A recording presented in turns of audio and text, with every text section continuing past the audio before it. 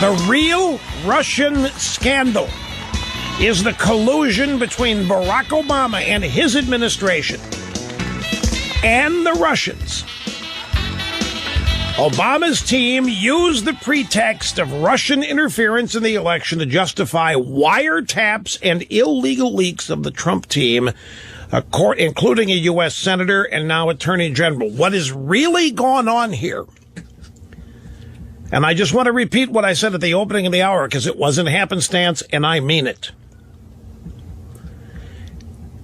The real collusion between our government and the Russians happened with Barack Obama and Vladimir Putin and the Russians.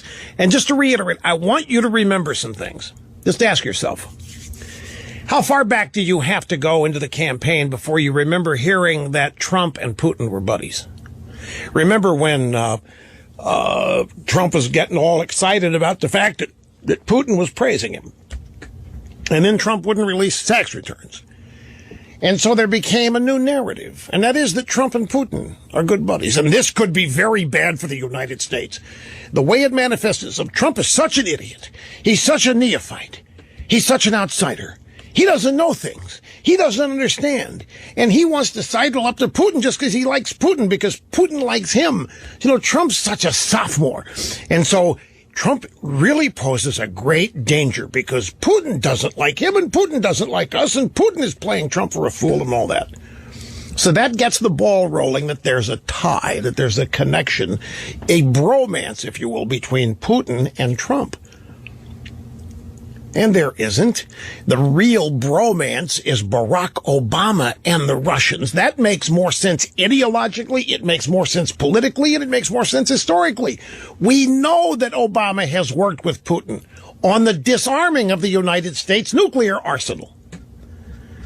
We've got Obama on tape telling Putin's number two guy, be patient with me, be patient, I'll have more flexibility after the election. But Obama has turned this around. The Democrats have turned this around.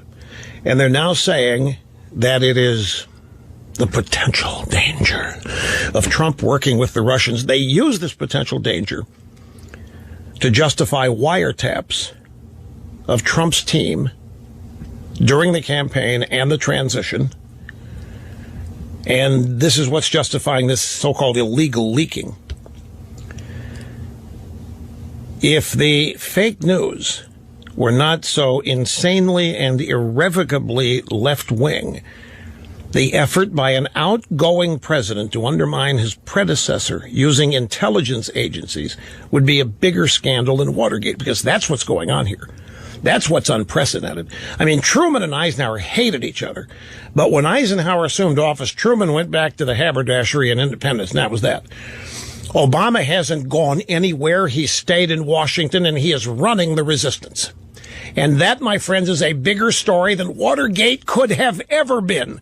But nobody is going to know about it because the drive-bys are never going to report it, and the people that watch the drive-bys probably don't even know that Loretta Lynch and Bill Clinton once met on an airplane.